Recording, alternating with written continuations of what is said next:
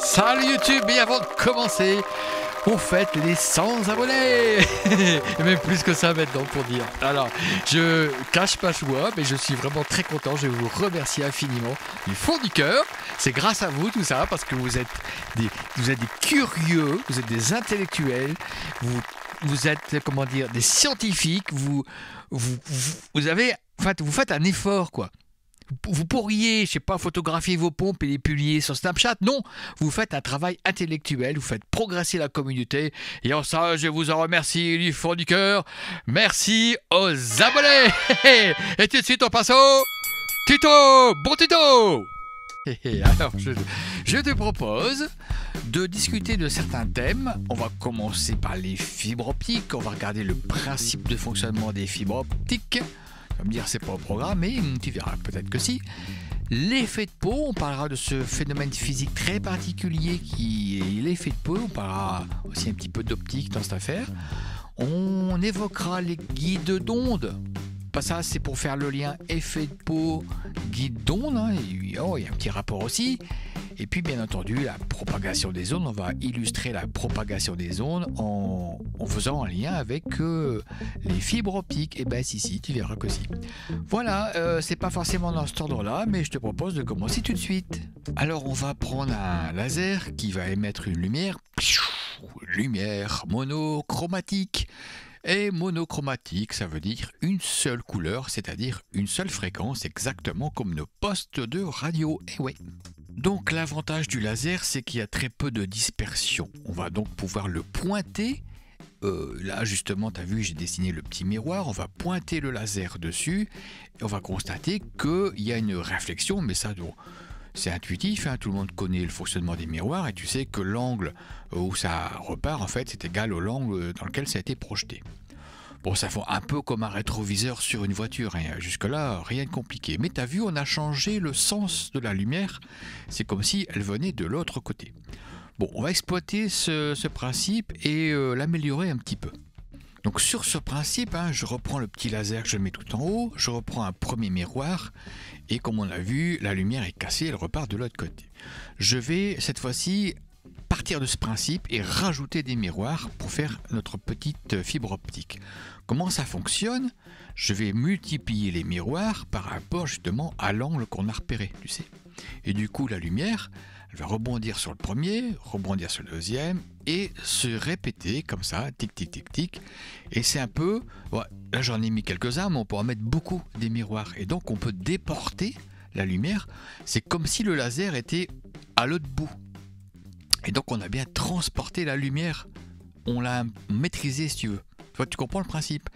Donc on va améliorer le système, on va prendre non pas un miroir tous les 36 chicots, mais on va en mettre partout, on va les multiplier, on va les mettre bord à bord, et on va les mettre tout en long pour former un guide. Et on va même faire mieux que ça, on va faire une fibre.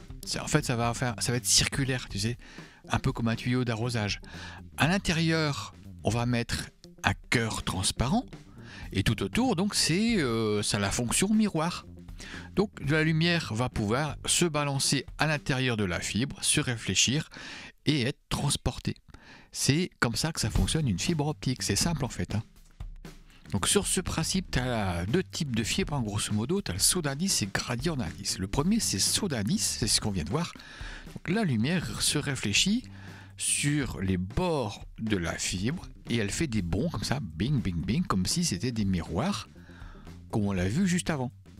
Et donc, à force de faire des bonds, elle finit par ressortir de l'autre côté avec une certaine direction. Bon, jusque-là, c'est facile. Il y a une autre façon de faire ça, c'est les gradients d'indice. Comment ça fonctionne un gradient d'indice? Eh bien, gradient, ça veut dire variation, tout simplement. Au lieu de mettre un miroir dur, on va mettre un miroir mou. Et ce qui va se passer, c'est qu'au lieu de se réfléchir brutalement, ça va, transiter plus mollement. C'est une variation, c'est plus facile, ça permet de faire des rayons de courbure un peu meilleurs. Ça, c'est le gradient d'indice. Bon, c'est une autre façon de faire les miroirs. Nous, on va combiner ces deux fibres sur une fibre qui n'existe pas. On va constituer une fibre théorique qui sera la moitié de l'une et la moitié de l'autre. On va mettre le miroir mou au-dessus et le miroir dur en dessous. Donc la lumière au-dessus, elle va faire des bonds mous et rebondir franchement sur l'indice du bas. Ça n'existe pas, hein, c'est juste pour t'illustrer les choses. Et tu vas me dire pourquoi faire ça? Eh ben, c'est pour passer à la propagation par rapport au soleil et aux couches de l'atmosphère. Tu vois là, il y a la Terre au milieu et tout autour, tu as des couches concentriques comme des plures d'orange. La première, c'est la couche ABC, c'est on va dire que c'est les nuages, la mésosphère et compagnie. Ensuite, la première couche vraiment importante, c'est la couche D, qui est une atténuation. Ensuite, c'est la couche E, couche sporadique. Et enfin, la couche F1, F2 ou F la nuit, ça se rassemble.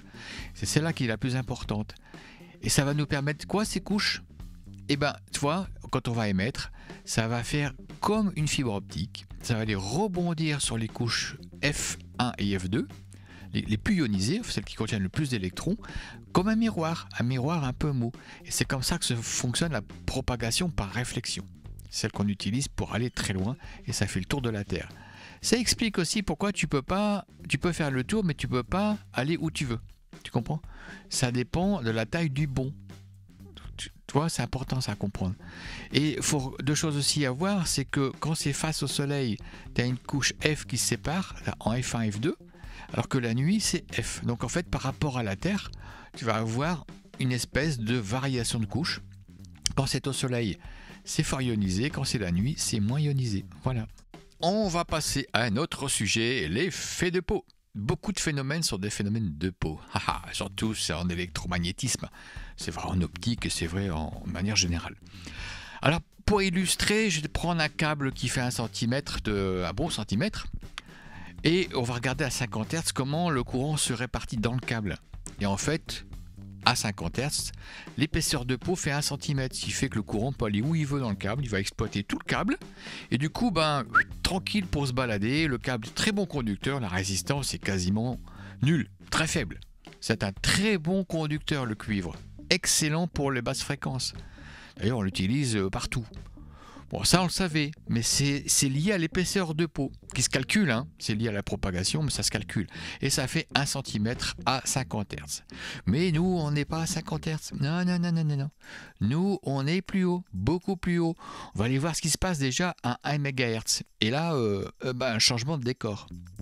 Alors, à 1 MHz, le phénomène de peau s'accentue. C'est le même phénomène, mais les résultats ne sont pas les mêmes. Ouais. Donc ici, le champ électromagnétique, et plus tu augmentes la fréquence, et plus l'épaisseur de peau diminue. À 1 MHz, si tu veux, là, tous les électrons sont tout autour du câble. L'épaisseur de peau fait 0,07 cm à peu près. Hein. Donc là, le câble, il est très mauvais conducteur. La résistance, si tu veux, par rapport au diamètre du câble, comme les électrons sont tout autour, il y a très peu de surface de cuivre qui vraiment porte les électrons. Et du coup, ça fait que la résistance augmente. Et plus la fréquence augmente, plus l'épaisseur de peau diminue. Alors déjà, à 1 MHz, il reste plus grand chose, hein. C'est 70 micromètres. Alors tu vois, à 100 MHz, ça se réduit encore, et ainsi de suite. Ça, c'est problème. Et du coup, on se pose la question, c'est embêtant ce problème des phénomènes de peau. Ça explique aussi pourquoi tu as des antennes qui sont creuses, et pourquoi il faut bien faire attention à la surface de l'antenne. Tu vois, par exemple, ça s'explique par l'épaisseur de peau.